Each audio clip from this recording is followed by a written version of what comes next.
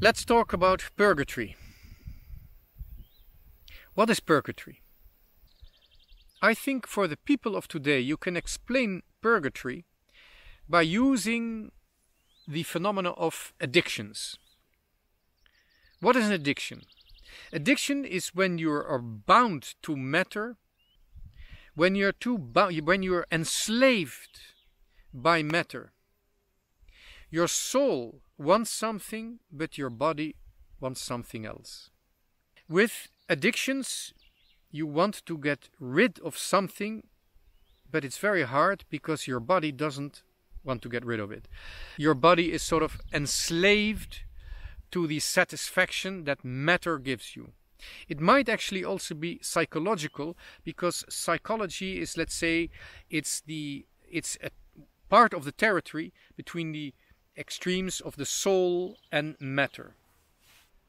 The moment your addiction starts to take over your life, your real freedom is at stake.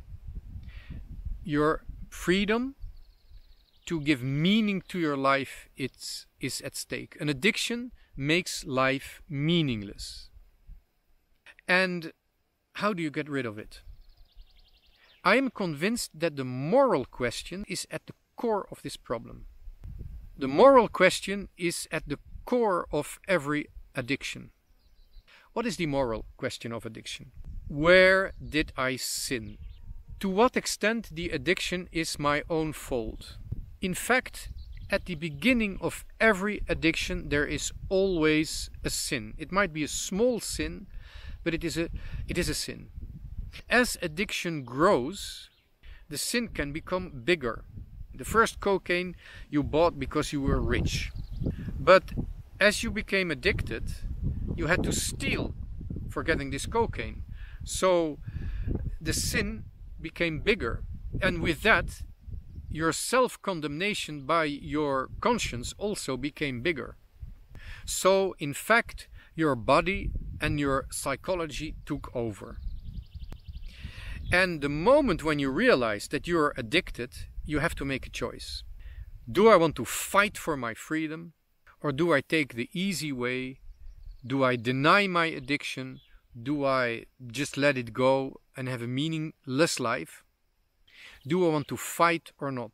That's why with AA, Anonymous Alcoholics, the day you tell another person, I'm addicted, that other person tells you, congratulations. The first step is when your free will recognizes that you're addicted and that you want to get rid of it. Now let's just look a little bit at this question of guilt. Where are you guilty of your own addiction? Well, you were guilty.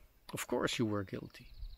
As the addiction grows, it is more and more not a sin, but also a punishment. It is a consequence of sin. The more and more you are punishing yourself. The fight against an addiction starts with separating the sin from the consequence of sin. That's very, very important, because then you can fight against the consequences of sin and at the same time receive the forgiveness of this sin. And as you go back to this first sin with which the addiction began, you see that part of it is actually a recompensation for some wound that you have. It is like a kind of false healing that you were searching for in something that was very addictive. It is like an addiction can have started with the recompensation for a trauma which you have received in your youth. Well, the question of guilt with respect to addictions is very similar to the question of guilt in purgatory. It sounds really odd when you have been forgiven that there's still some guilt, or let's say there's still a price to be paid in reparation. In fact, it means that purgatory can be compared to a cold turkey. The thirst of the light, the thirst to see God, the thirst to see yourself in God's light and the other human being in God's light, it's definitive. It's simple. You want to see God. You want to see the whole universe in the light of God's glory. It's as simple as that. But you're still bound in a disorderly way to matter. There's still some relationship with matter which existed during your life, which are still like marked on your soul. But the soul no longer has a body to get satisfied. Purgatory purifies the soul of these addictions, of these disorderly relationships with matter. So you don't pay for your guilt, because that's what Christ has done, but you pay for the consequences of your sin that are partly your fault.